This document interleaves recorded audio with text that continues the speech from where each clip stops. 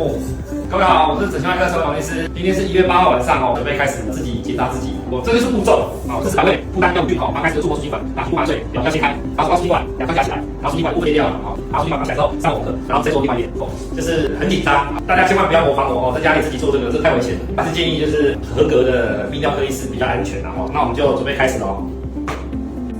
爆头！现在把输精管剪掉。